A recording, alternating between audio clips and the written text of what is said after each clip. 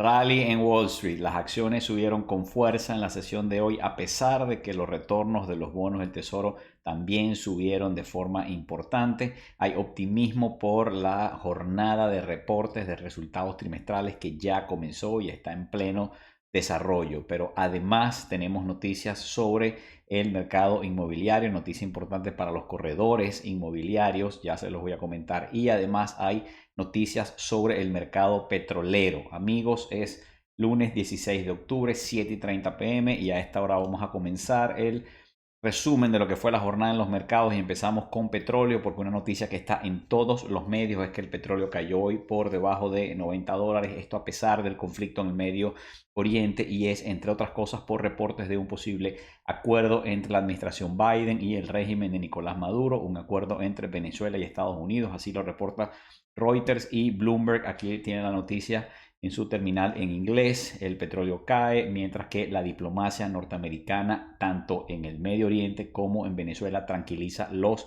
mercados. El secretario de Estado Blinken está en Israel este lunes y el petróleo de Texas cayó después de un rally de $5 que tuvo una subida la semana pasada. Infobae dice que Estados Unidos aliviará las sanciones al petróleo venezolano si se garantiza una elección presidencial limpia y con veedores. Recordemos que bueno, esto no es fácil, esto está por verse. No voy a hacer aquí un análisis político sobre este tema. Quien quiera análisis político puede ver mi newsletter sobre noticias de Venezuela, La Ceiba. Aquí nos limitamos al tema económico y, por supuesto, está en juego para una elección presidencial que se pueda quitar las inhabilitaciones políticas y que todos los candidatos opositores puedan competir. Y muy especialmente María Corina Machado, que es la favorita para ganar las elecciones primarias el próximo domingo en Venezuela. Y hay noticias. Telemundo dice Estados Unidos aliviaría las sanciones al petróleo venezolano si Maduro acuerda con la oposición unas elecciones democráticas y se ha anunciado que esta misma semana va a haber una firma de un acuerdo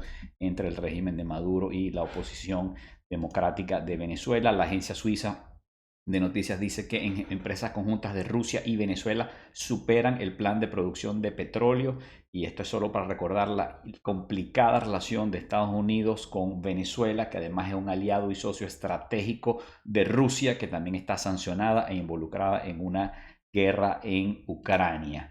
Y Rusia y Venezuela, como si fuera poco, además firman 16 acuerdos de cooperación en energía y transporte, nuevos acuerdos para incrementar esa sociedad que hay entre Putin y Maduro. Además, transportar petróleo alrededor del mundo se encarece tras los ataques de Hamas y esto es típico cuando hay conflicto en el Medio Oriente. Hay zonas donde el tránsito de los tanqueros es más peligroso, el mar Mediterráneo y otras zonas. Esto pues generalmente es así. Y tenemos aquí otra noticia. El crudo puede llegar hasta los $125, pero evitará la crisis del 73. Bueno, por supuesto esto es una opinión, no es una noticia. A los medios les encantan las noticias escandalosas, los titulares negativos. Obviamente el petróleo puede llegar a 125, ya ha estado allí, eso podría pasar, nadie lo sabe, es imposible pronosticar el futuro, pero bueno, eso ciertamente es una posibilidad. Ahora imaginen ustedes si el petróleo llegara a 125, mientras que los bancos centrales del mundo están subiendo las tasas de interés para tratar de frenar las economías, para tratar de enfriar la inflación. Un petróleo a $125 definitivamente no ayudaría y sería muy peligroso para el tema de la inflación y el esfuerzo que están haciendo los bancos centrales, especialmente la Reserva Federal y el Banco Central Europeo. Y aquí dice Bruselas que Estados Unidos es independiente desde el punto de vista de la energía. La producción de petróleo subió a un récord de 13,2 millones de barriles al día en el tercer trimestre de este año. Recordemos que Estados Unidos es el mayor productor de petróleo del mundo, pero también el mayor consumidor. Estados Unidos está exportando 4 millones de barriles al día, pero atención, Estados Unidos exporta petróleo, pero también importa petróleo porque la mezcla de petróleo que produce no es la ideal, entonces necesita importar petróleo ligero para algunas refinerías, en fin. Pero lo importante es que está produciendo 13,2 millones, que es un récord. Aquí está el mapa de la producción de Estados Unidos desde 1950 y vemos cómo ha estado en ascenso y después de una caída, después del COVID, después de la pandemia, pues ha repuntado y está en niveles históricamente altos. Y mientras tanto, en Wall Street hay optimismo. Hoy subió por optimismo en utilidades de las empresas. Estamos en plena temporada de reportes trimestrales. Las empresas están reportando cómo les fue en el tercer trimestre del año y bueno, esperemos. Todavía es temprano. El viernes reportaron los bancos, reportaron bien, sorpresivamente bien, pero todavía es muy temprano para saber, para hacer un diagnóstico de cómo estuvieron los reportes de las empresas. Por lo pronto, vemos hoy hubo optimismo, hoy hubo las empresas de transporte terrestre, camiones, etcétera, logística, les fue bien en la sesión de hoy y esto quiere decir que los inversionistas no parecen estar preocupados por una recesión o un frenazo económico, porque cuando tú crees que viene una recesión o que la economía se va a enfriar, pues no es empresas de transporte y de logística precisamente lo que buscas comprar o en donde inviertes. Dice que las acciones estadounidenses cerraron con fuertes alzas el lunes, ya que los inversionistas se mostraron optimistas sobre el inicio de la temporada de los resultados de las empresas. Bien, seguimos avanzando y fíjense, Mike Wilson ya lo conocemos, hemos hablado de él por aquí. El año pasado hizo un pronóstico que resultó equivocado, dijo que el mercado iba a caer y el primer semestre de este año el mercado tuvo su mejor inicio de año en muchos años. Sin embargo, Mike Wilson es un excelente analista, además tiene el coraje de cuando dice las cosas asume la responsabilidad de salga bien o salga mal, es muy articulado, hace buenos análisis, yo lo sigo sin duda alguna, además trabaja en Morgan Stanley, uno de los mejores bancos en Wall Street, y dice que aunque comenzó bien la semana, hay que tener cuidado porque viene más dolor, entre comillas, para el mercado. Y bueno, por supuesto que hay un montón de argumentos para sostener que el mercado va a subir y va a tener el típico rally de fin de año, lo llaman el rally de Santa Claus, pero también hay argumentos para sostener que el mercado está sobrevalorado o que está ignorando algunos peligros que están en el camino y que podría caer. La verdad es que, como les he dicho siempre, por favor, no traten de adivinar o de pronosticar qué va a pasar en el mercado en el corto plazo. Es absolutamente imposible pronosticar qué va a pasar en el mercado en un día, en una semana, en un mes o en un año. Lo que sabemos es que si tú inviertes tu dinero en empresas de buena calidad, en el largo plazo te va a ir bien porque las empresas van a crecer, van a ganar dinero, van a reinvertir y eso va a generar un efecto bola de nieve que va a hacer crecer tus inversiones. Pero ¿qué va a pasar en el mercado mañana, en una semana o un mes? Lo único que sabemos es que el mercado va a fluctuar, pero no sabemos en qué dirección. El dólar cae frente al euro y se mantiene plano frente al yen. Ya vamos a ver cómo estuvo el índice del dólar, pero fíjense aquí dos bancos, tanto JP Morgan como Citi, están pronosticando que el euro va a caer y se va a emparejar con el dólar, es decir, que el cambio va a ser 1-1 entre ambas monedas. Y fíjense, dice aquí que el dólar ahora está siendo usado en el 48% de todas las transacciones de pagos internacionales. Es el nivel más alto en 2 décadas. Y traigo esta noticia porque muchas veces me preguntan ustedes, gente que ve mis videos o clientes, que si el dólar va a morir, que qué pasó, que si los BRICS van a acabar con el dólar, que si ahora va a ser el yuan, que si va a ser el yen, que si va a ser el euro, que si va a ser el Bitcoin, que si va a ser una criptomoneda, que si va a... En fin. Y yo siempre le digo, miren, cuando alguien les diga que el dólar murió, díganle que cualquier dólar que les sobre por ahí que se lo regale, que ustedes se lo reciben. El dólar está lejos de morir, es la principal moneda del mundo, es la moneda de reserva. A lo mejor es una mala moneda, pero es la mejor de todas, es la menos mala, depende como ustedes lo quieran ver, pero está lejos de morir. En todo caso, aquí les tengo este gráfico, ese gráfico que está ahí lo tengo aquí amplificado y aquí está el uso del dólar como medio de pago según las estadísticas del sistema SWIFT, que es por donde pasan las transferencias para los pagos. Y aquí vemos que el dólar ha subido hasta un 48%, el euro ha caído hasta un 23%, otras monedas 12%, después está la libra esterlina 7%, el yen japonés 3,68% y el yuan chino 3,47%. El dólar casi el 50% del mercado de pagos globales. Y bueno, hoy hubo una noticia con el Bitcoin, no somos grandes fans aquí de las criptomonedas ni a eso, pero bueno, por supuesto seguimos el Bitcoin para tener una sensación de cómo está ese mercado y hoy alguien publicó una noticia irresponsablemente, un fake news diciendo que el SEC había aprobado un ETF de Bitcoin.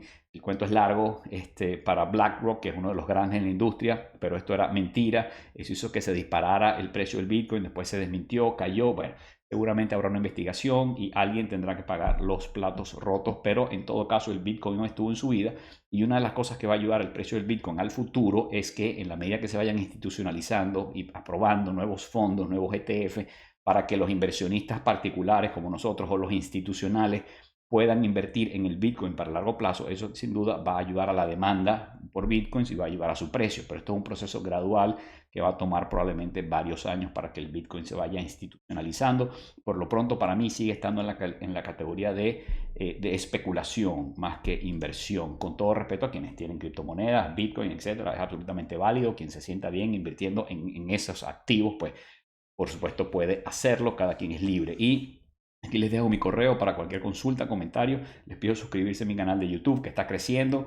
Además estoy viendo que muchos de ustedes hacen la tarea de ver los videos, verlos consistentemente, verlos hasta el final. Eso quiere decir que pues quieren aprender, quieren compartir todo esto que estamos haciendo por aquí y eso es maravilloso. Así es que por favor denle like a este video si les parece útil para que mucha gente más lo pueda ver. Y fíjense, Walmart dijo que ya tiene personal suficiente para la temporada de compras navideñas. Esto es otra forma de decir que no va a contratar gente para esta temporada y esta es la época del año en que los grandes retailers, los minoristas anuncian que van a contratar personal. Ya Amazon anunció que iba a contratar, no recuerdo, creo que 250,000 personas solo para esta temporada navideña. Target creo que también hizo su anuncio, pero Walmart, sin embargo, mucho más prudente, mucho más cauto, dice, no, ya tenemos personal suficiente. Esto es una señal que los inversionistas estarán tratando de descifrar, porque si el minorista más grande del mundo dice que no va a contratar personal, probablemente está esperando que esta temporada decembrina no sea estelar para el retail. Y fíjense, hablando de prudencia y de problemas para los minoristas, hoy declaró bancarrota una cadena de farmacias muy conocida en Estados Unidos, aunque se ha hecho chiquita con los años y le ha ido muy mal, pero que se llama Rite Aid, y algunos de ustedes la conocerán o la recordarán, pues se declaró en bancarrota.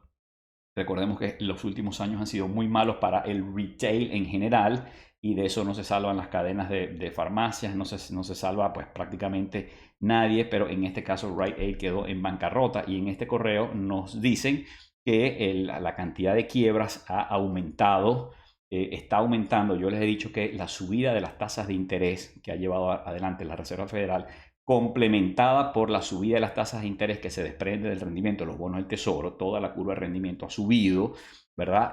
Eso le pone mucha presión a las empresas y aumenta las posibilidades de que haya accidentes en alguna esquina, en algún rincón de los mercados financieros o en la economía. Ya en marzo tuvimos una mini crisis bancaria y ahora pues tenemos que están aumentando los números de empresas que están quebrando, como Rite Aid, que declaró bancarrota hoy, y en este gráfico vemos que las compañías están declarando bancarrota a la mayor velocidad desde el año 2020. Y ese gráfico que está ahí, se los tengo aquí. Aquí está el gráfico donde pueden ver el número de quiebras año a año. La cifra azul es la primera mitad del año. Y bueno, en ese mismo orden de ideas, fíjense, otra empresa que está en problemas financieros en China, que recordemos tienen un problema inmobiliario serio, es Country Garden, que dejó de pagar un bono en dólares. Ese bono, desde que lo dejó pagar, empiezan 30 días de gracia para que pague, y si no se declara que está en default, ya vamos a decir default de forma definitiva, y ese lapso se vence mañana y pasado mañana, entre mañana y pasado mañana. Tiene que pagar esos bonos en dólares. Es un cupón de 15 millones de dólares, es relativamente pequeño por una empresa tan grande, pero bueno, es una empresa que está en grandes problemas financieros. Veamos si paga, y si no paga, veamos qué efectos tiene para la economía china y para los mercados financieros. Y la deuda chatarra, que es una forma como trajeron aquí los junk bonds o los bonos basura, los llaman algunos, bonos de alto rendimiento, no son basura y tienen valor, son bonos de empresas que no tienen alta calidad crediticia, sino que tienen una menor calidad crediticia. Son bonos más riesgosos porque a esas empresas les puede pasar como Rite Aid, pueden quebrar, y si quiebran no pagan los bonos, o los pagan tarde, o los pagan por partes, o en una reestructuración, en fin.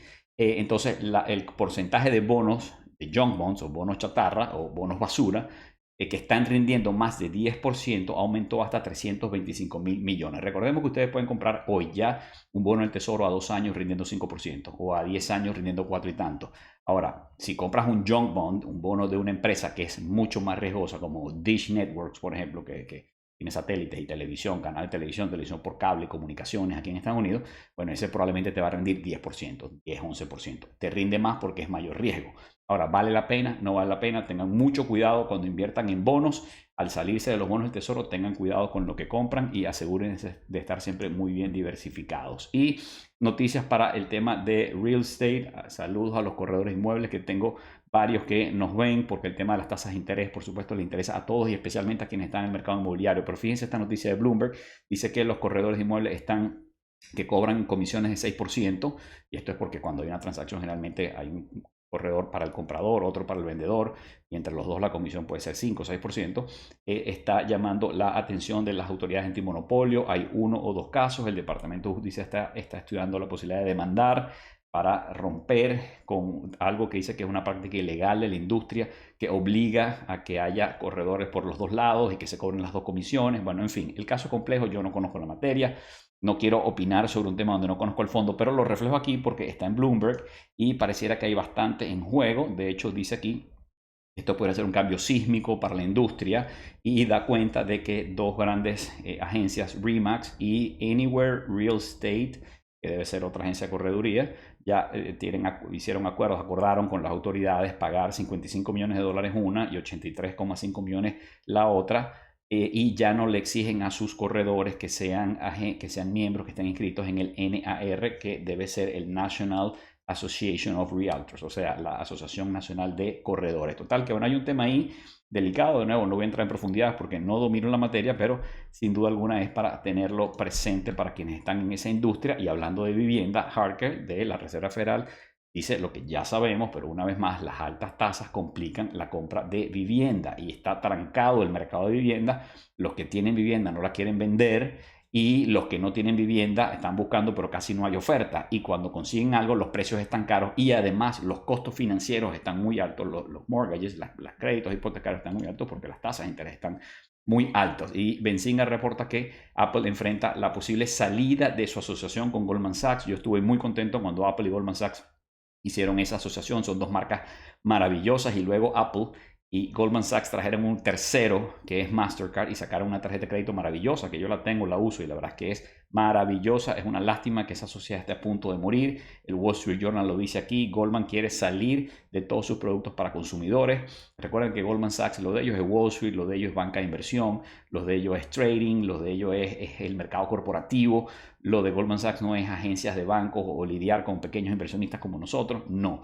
Entonces están sufriendo, están perdiendo dinero en todo lo que tiene que ver con pequeños inversionistas, tarjeta de crédito, todo eso, y se quieren salir de ese negocio. Es una lástima. Si se van a salir, ojalá que alguien lo compre y lo pueda mantener, pero esa tarjeta de crédito Apple, Goldman Sachs, Mastercard funciona de maravilla. Ya veremos qué pasa. Si no me equivoco, Goldman Sachs reporta mañana martes antes de que abra el mercado. Todo el mercado está esperando a ver qué pasa con Goldman Sachs porque es el banco más prestigioso de Wall Street, pero ha tenido algunos problemas. El CEO Salomon está bajo ataque permanente, bajo asedio, y bueno, tomando medidas por aquí y por allá para tratar de mejorar los números del banco. Y el presidente ejecutivo de Ford le pide al sindicato que deponga la huelga. Ahí está la foto de él. Ese señor, que es el CEO de Ford, es bisnieto de Henry Ford.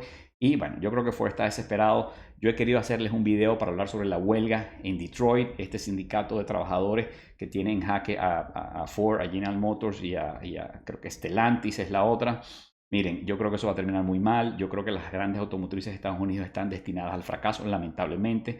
Son elefantes blancos, son empresas lentas, les cuesta innovar, tienen grandísimos costos, pensiones, cosas que vienen arrastrando, legados pesados que vienen arrastrando, y les va a ser muy difícil competir contra los Tesla de este mundo, que vienen con nuevas tecnologías, que vienen ligeras, livianas, que tienen pocas plantas, pero son megaplantas, que tienen unas economías de escala increíbles. El futuro es eléctrico. Entonces yo creo que estos sindicatos no han entendido eso y están metiéndole tanta presión a estas empresas que algunas de estas empresas podrían terminar quebrando, podrían terminar como Rite Aid, algunas de ellas pidiendo protección de bancarrota, aunque sea temporal, no para cerrar definitivamente, sino para reestructurar sus deudas. Pero revisen la deuda que tienen las automotrices, especialmente General Motors y creo que Ford sobre todo, es muy grande. Son empresas que están muy endeudadas, las tasas de interés han subido, están paralizadas, los sindicatos los están ahorcando. Bueno, esto no creo que vaya a terminar bien, y creo que el líder del sindicato creo que le falta un tornillo, creo que no tiene escrúpulos, y creo que va a ser un desastre donde todo el mundo va a salir perdiendo, van a perder las empresas y van a perder los trabajadores. Esa es mi impresión. He querido hacer un video sobre esto, a lo mejor me animo y les hablo con más detalle. Y el mandato corto de Noboa limita el repunte de los bonos ecuatorianos, que por supuesto subieron hoy tras la buena noticia de que ayer hubo elecciones, transcurrieron en paz, fueron democráticas, la comunidad internacional les dio la bendición, perdió el correísmo, perdió la izquierda populista, ganó Noboa, un joven empresario. Veamos qué tal le va, pero lamentablemente lo que viene es a terminar el mandato del presidente Lasso, de manera que él va a gobernar hasta 2025, es un mandato recortado. Entonces, bueno, los bonos de Ecuador subieron de forma optimista, pero no subieron más porque al final es un mandato muy corto el que va a tener este joven presidente ecuatoriano. Y los cierres de las bolsas alrededor del mundo, aquí los tenemos. Bueno, fíjense, Asia en rojo. Asia venía con la resaca del viernes. El viernes Wall Street cerró en rojo. Una semana muy dura, que fue la primera semana desde que empezó el conflicto en el Medio Oriente, y tal vez contagiados de eso, hoy Asia estuvo a la baja con Tokio cayendo un 2%, las bolsas chinas cayendo menos de 1% cada una y Seúl un 0,81%. Pero fíjense, luego abrió Europa, Tel Aviv, la bolsa de Tel Aviv subió un 2,46%, está rebotando después del shock de la semana pasada. Y en Europa el Stock 600 subió un 0,23%. Todas las bolsas europeas cerraron en verde, con la única excepción de Zurich, que casi cerró estable. Y en nuestro continente tenemos Sao Paulo un 0,67% arriba. Buenos Aires sigue con la volatilidad increíble, subió un 6,16%. Yo me imagino que esto es producto de que se sigue devaluando el peso y mientras tanto la bolsa se tiene que ir ajustando a esa devaluación. Y en Ciudad de México casi un 1% arriba. Y en Nueva York tuvimos una sesión en verde de optimismo. El mercado está optimista, los inversionistas pareciera que no ven riesgos en el horizonte. El S&P 500 1,06%, el Nasdaq 1,2% arriba, el Russell 2000 subió con más fuerza, un 1,6%, y esto quiere decir que los inversionistas hoy estaban buscando riesgo. No estaban huyendo del riesgo, sino buscándolo. Y la volatilidad cayó, el rendimiento de los bonos subió, ya vamos a ver el cuadrito en detalle. El dólar cayó ligeramente, un 0,41%, el oro cayó ligeramente, el petróleo, como ya vimos en las noticias, cayó por noticias que tienen que ver con Blinken tratando de desescalar tensiones en el Medio Oriente, y por la noticia del acuerdo entre la administración Biden y el régimen de Nicolás Maduro, que abriría la posibilidad de que el petróleo venezolano fluya otra vez libremente. Y el Bitcoin hoy, como ya vimos en una noticia por allí, subió, está sobre 28.000. Está el mapa de calor verde por todos lados, verde. Qué maravilla, verde por todos lados. Ahí está Pfizer, que la estoy siguiendo desde hace tiempo. Pfizer hoy subió, comenzó a rebotar. Pfizer ha sufrido muchísimo, está a niveles más bajos que antes del COVID. La empresa que trajo la vacuna para el COVID está por niveles por debajo de lo que tenía antes de la pandemia. Sin embargo, pareciera que tocó fondo y empieza a recuperarse. Y bueno, ahí tenemos verde por todos lados, las tecnológicas, todo el sector bancario, todo el sector de utilities, el sector de energía, todo en verde hoy, una sesión de optimismo. Aquí está el barómetro del mercado, las 9 cuadrículas están en verde, pero sobre todo la columna de crecimiento y la de las empresas pequeñas. Y tenemos aquí el índice de miedo y codicia.